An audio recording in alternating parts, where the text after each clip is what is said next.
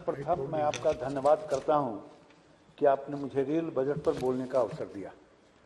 अध्यक्ष महोदय, भारतीय रेल विश्व की सबसे बड़ी सरकारी रेल प्रणालियों में एक है, जो कि यात्री एवं माल यातायात सेवाएं प्रदान करने वाले एकीकृत मंत्रालय के रूप में कार्य करती है। देश की आर्थिक प्रगति के साथ साथ रेलवे देश की एकता एवं अखंडता बनाए रखने में भी महत्वपूर्ण योगदान करती है। सन 1924 से 2017-18 तक रेल बजट को सामान्य बजट से अलग रखा गया था, किंतु रेलवे की आमदनी और खर्च से संबंधित आंकड़े सामान्य बजट में ही दर्शाए जाते थे। अध्यक्ष महोदय, सभापति महोदय, मोदी सरकार द्वारा रेलवे बजट और आम बजट का विलय करने के बाद रेलवे को लाभांश देने से भी मुक्त कर दिया गया, जिससे कि रेलवे की पूंजी में बढ़ोतरी हुई और उसे अपनी विभिन्न योजनाओं के कार्यान्वयन में सहायता मिली है। यह माननीय प्रधानमंत्री जी की दूरदर्शिता का उत्तम उदाहरण है।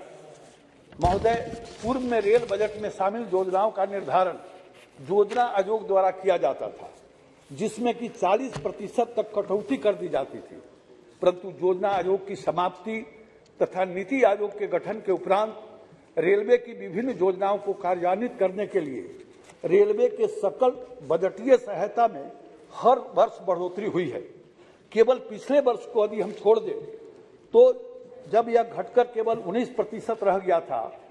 यह भी विश्वव्यापी कोविड महामारी के कारण जब रेलवे का परिचालन यात्री यातायात में पूर्ण रूप से ठप हो गया था और रेलवे का वित्तीय संकट बढ़ गया था, फिर भी रेलवे ने इस अत्यंत कठिन और चुनौतीपूर्ण समय में अद्वितीय सेवा प्रदान की। 4,621 श्रमिक स्पेशल ट्रेनों के द्वारा 63,13,000 श्रमिकों तथा अन्य यात्रियों को उनके गंतव्य तक पहुंचाया। रेलवे ने इस अवधि के दौरान 2 करोड़ से ज्यादा लोगों के भोजन की व्यवस्था भी रेलवे ने की। महोदय, रेलवे ने इस अवधि के दौरान चिकित्सा उपकरण, दवाएं, अन्य आवश्यक वस्तुओं के परिवहन को सुनिश्चित करने के लिए विशेष पार्सल सेवाओं का संचालन किया। इसके अतिरिक्त रेलवे में 5,600 से ज्यादा रेल डिब्बे को कोविड क्वारंटाइन और आइसोलेशन केंद्र के रूप में प्रयोग होने के लिए परिवर्तित किया। माननीय प्रधानमंत्री जी के मार्गदर्शन में एवं माननीय रेल मंत्री जी की कार्यकुशलता ने रेलवे के द्वारा कोविड महामारी के खिलाफ लड़ाई में महत्वपूर्ण भूमिका निभाने और अतुलनीय सेवा प्रदान करने की जितनी प्रशंसा की जाए वह कम है। महोदय, यहाँ पर इस बात का उल्लेख करना आवश्यक है कि आजादी के बाद के दशकों में रेल की क्षमता वृद्धि पर ध्यान नहीं दिया गया, क्योंकि अब इसकी क्षमता बढ़ाने पर काफी तेजी से कार्य हो रहा है, अतः इसके लिए निवेश की दरकार है। महोदय, मोदी सरकार के पहले तक सालाना 20,000 करोड़ रुपये रेलवे के ढांचागत विकास पर खर्च किए जाते थे। ये आंकड़े बोल रहे हैं, मैं अपनी ओर से नहीं बोल रहा। 20,000 करोड़ रुपये, जबकि वर्तमान कोविड काल में भी 1,37,000 लाख करोड़ रुपये इस मद में आवंटित किए गए हैं, जिसकी जितनी भी प्रशंसा की जाए वो कम है। रेलवे के ढांचागत सुधार के द्वारा हम और अधिक यात्री गाड़ियां चला पाएंगे, जिससे कि अभी तक जो यात्री प्रतीक्षा सूचीबद्ध होते थे और जगह के अभाव में यात्रा नहीं कर पाते थे, उन्हें भी टिकट की उपलब्धता सुनिश्चित हो पाएगी और रेलवे की यात्री आय में भी बढ़ोतरी हो पाएगी। महोदय, मोदी सरकार द्वारा रेलवे के आंतरिक संसाधनों तथा बढ़ते हुए व्यय को ध्यान में रखते हुए बजट आवंटन में आंतरिक संसाधनों की आय को हर वर्ष कुछ ही प्रतिशत बढ़ाया गया, जबकि सकल बजटीय समर्थन में निरंतर बढ़ोतरी की गई, जो कि इस वर्ष 2020-21-22 में बढ़कर 21-22 में बढ़कर 2,15,058 करोड़ रुपये हो गई है। सरकार द्वारा इस बात पर विशेष रूप से ध्यान रखा गया है कि आंतरिक संसाधनों की घटती आय के चलते रेलवे के विकास गतिविधियों में कोई बाधा न आए। महोदय, आंतरिक संसाधनों की आय का यदि हम आकलन करें तो हम देखेंगे कि वर्ष 14-15 के दौरान यात्री किराए में 14.2% की वृद्धि की गई थी 14-15 में। उसके बाद वर्ष 19-20 तक कोई वृद्धि नहीं हुई। 19-20 में यात्री भाड़े में मामूली वृद्धि की गई, जो कि 1 पैसे प्रति किलोमीटर से 4 पैसे प्रति किलोमीटर की गई, जबकि कर्मचारी लागत निरंतर बढ़ती रही। साथ ही पेंशन फंड में विनियोग बढ़ता रहा। हमारी सरकार द्वारा इसको नजरअंदाज नहीं किया गया, न कि यात्रियों को सुविधा होने दी गई और जीबीएस में बढ़ोतरी कर दी गई। महोदय, जैसा कि हम सभी जानते हैं, रेलवे अपनी क्षमता से अधिक यात्री और माल ढोती है, जिससे कि उन्हें नवीनीकरण और प्रचालित संसाधनों को बदलने में परेशानी होती है। साथ ही आंतरिक संसाधनों को कमी को देखते हुए यह काम नहीं हो पाता था।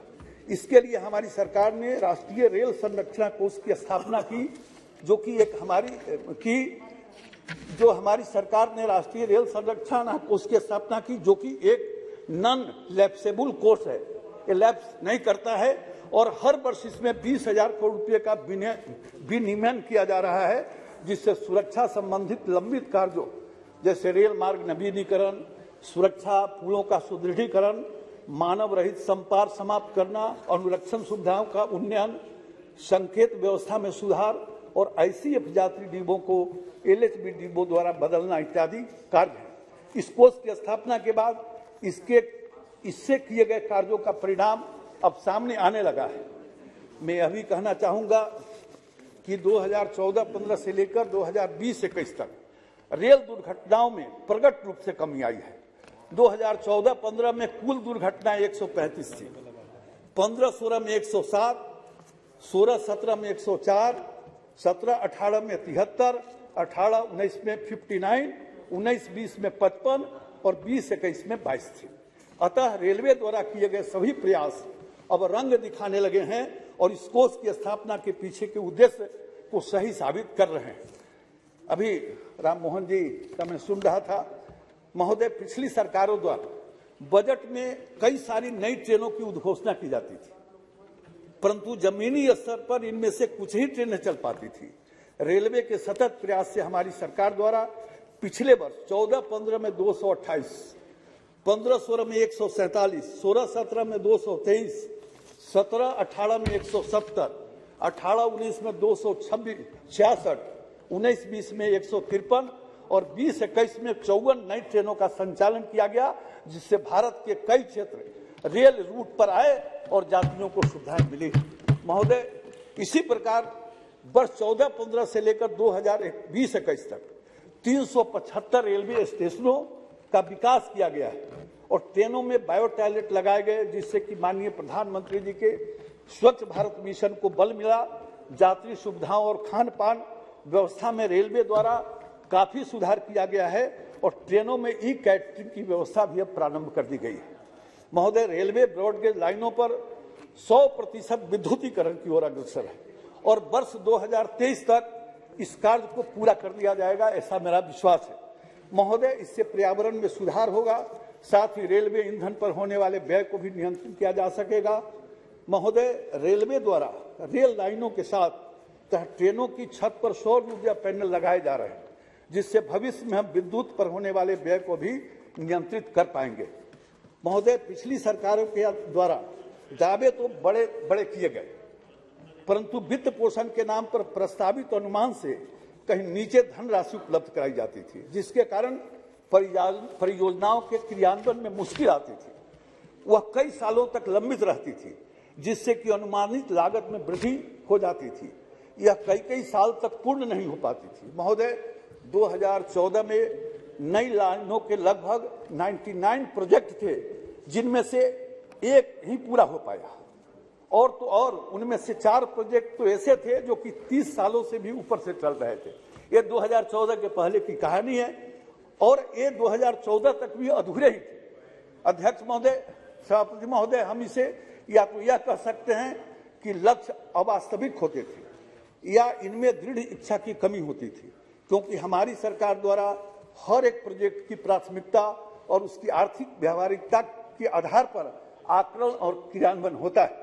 महोदय, हमारी सरकार द्वारा समर्पित माल गलियारे के निर्माण के लिए पर्याप्त धन का प्रबंधन किया गया, जिससे कि माल गलियारे को क्रियान्वित करने को बल मिला और गत वर्ष इसके 2 खंड माननीय प्रधानमंत्री जी द्वारा देश को समर्पित किए गए और अब इन पर मालगाड़ियों की गति 75 किलोमीटर प्रति घंटा की है, जो कि पहले 25 से 45 किलोमीटर प्रति घंटे पर चल रही है। इतना भारी परिवर्तन आज दिखाई दे रहा है।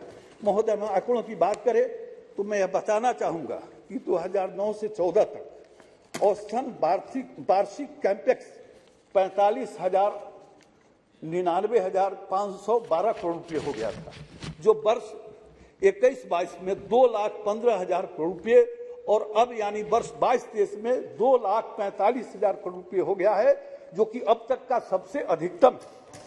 वहीं हम लोकोमोटिव के उत्पादन की बात करें तो 14-15 में 250 था, जो 20-21 में तिगुना होकर 764 हो गया है। महोदय, रेलवे ने महिला सशक्तिकरण के लिए भी अनूठी पहल की है। इसके तहत देश के कई रेलवे स्टेशनों के संचालन की 100% जिम्मेवारी आज महिलाएं संभाल रही है। ये 2014 के बाद की कहानी है। महोदय, भारतीय रेलवे संपत्ति की सुरक्षा करने वाले रेलवे सुरक्षा बल में भी अब महिलाओं की संख्या तेजी से बढ़ रही है। अध्यक्ष सभापति महोदय, हम वर्ष 2023 के बजट 22-23 के बजट में अमृतकाल के लक्ष्य की प्राथमिकताओं में पीएम गति शक्ति के तहत एकीकृत पोस्टल और रेलवे नेटवर्क, जिससे पार्सलों के प्रेषण में सुविधा हो, वन स्टेशन वन प्रोडक्ट, कवच क्षेत्र का विस्तार और नई जनरेशन की 400 वंदे भारत ट्रेन की कार्य योजना अति सराहनीय, अति प्रशंसनीय है, जिसका इस बार के बजट में उल्लेख किया गया है। महोदय, हम बिहार के लोग मोदी सरकार के अत्यंत आभारी हैं कि बिहार को रेलवे की तरफ से इस बजट में 66.6 करोड़ रुपए राशि मिलने वाली है। इस बजट में हाजीपुर सुगली रेल लाइन के निर्माण हेतु 100 करोड़ रुपए का प्रावधान किया गया है, जिसके कारण निर्माण कार्य में तेजी आएगी। मेरा विश्वास है कि विश्व के सबसे ऊंचे बौद्ध स्तूप के सरिया तक 2024 तक रेल मार्ग का निर्माण अवश्य का इसका काम पूरा हो जाएगा। महोदय, मैं अपने संसदीय क्षेत्र मोतिहारी की जनता की ओर से मोदी सरकार को बधाई देना चाहूंगा कि सरकार ने चंपारण में मुजफ्फरपुर से मोतिहारी, नरकटियागंज, वाल्मीकि नगर तक 280 करोड़ रुपए की लागत से विद्युतीकरण का कार्य पूरा कर लिया है एवं इसी रेलखंड पर के दोहरीकरण के कार्य हेतु 1185 करोड़ रुपए और दूसरे पोर्शन के लिए 1215 करोड़ रुपए स्वीकृत किए गए हैं। इस बार बजट में भी पर्याप्त आवंटन किया गया है, जिससे इस कार्य की प्रगति में तेजी आएगी और वर्ष 2024 तक यह कार्य अवश्य पूरा हो जाएगा, यह स्पष्ट दिखाई दे रहा है। विद्युतीकरण एवं दोहरीकरण के इन दोनों कार्यों को हमारे संसदीय क्षेत्र के मोतिहारी में गांधी की कर्मभूमि मोतिहारी में स्वयं प्रधानमंत्री जी ने इसका शुभारंभ किया था। महोदय, बापू धाम मोतिहारी स्टेशन एक ऐतिहासिक, बस 2 मिनट, ऐतिहासिक स्थान है जहां गांधी जी 15 अप्रैल 1917 को ट्रेन से आए थे। मोतिहारी की माटी से ही चंपारण सत्याग्रह की शुरुआत हुई थी। यही सत्याग्रह देश की आजादी का औजार बना। मोदी सरकार के आने के बाद आज बापू धाम मोतिहारी रेलवे स्टेशन एक दर्शनीय बन चुका है। चंपारण सत्याग्रह जो सप्ताह में 1 दिन वहां से चलती है, माननीय मंत्री जी के प्रति मैं आभार व्यक्त करूंगा कि इन्होंने उससे 2 दिन अब चलाने का निर्णय किया और 2 दिन चल रहा है। बापू धाम मोतिहारी स्टेशन के दोनों तरफ के विचरण क्षेत्र का उन्नयनीकरण एवं प्लेटफार्म नंबर 1 एवं 2 के सतह का उन्नयनीकरण का कार्य तथा 15वें पीपी शेल्टर का प्रावधान भी किया गया।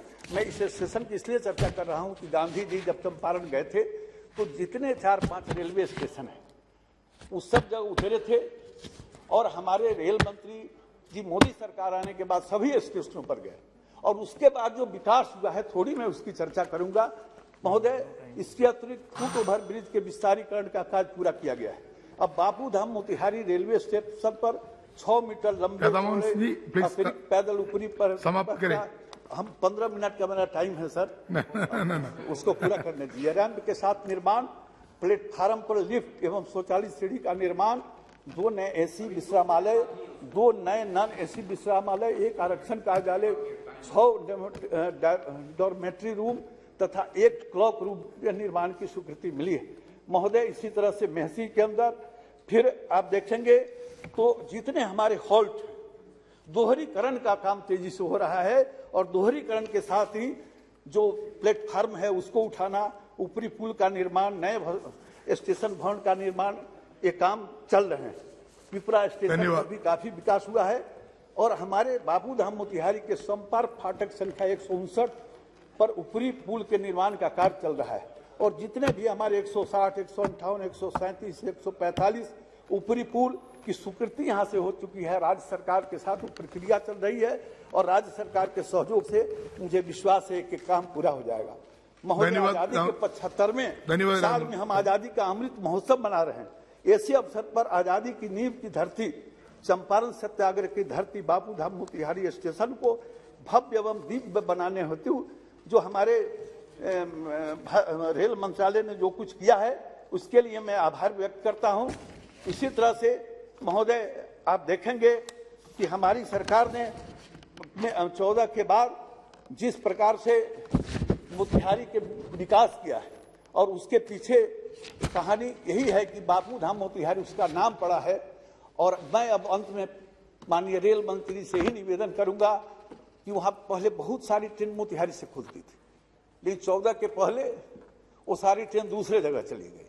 तो एक ट्रेन जो चंपारण सत्याग्रह चलती थी 2 दिन किया गया, लेकिन हर साल 15 अप्रैल को और 17 अप्रैल को चंपारण सत्याग्रह का हम आयोजन करते हैं। प्रधानमंत्री जी भी वहां गए थे एक बार। एक ट्रेन बापू धाम से अयोध्या धाम चलाने की यदि आप कृपा करें तो हमारी जनता आपके प्रति आभारी रहेगा। इन्हीं शब्दों के साथ अद्भुत कार्य के लिए मैं रेलवे को बहुत बहुत आभार प्रकट करते हुए अपनी बात समाप्त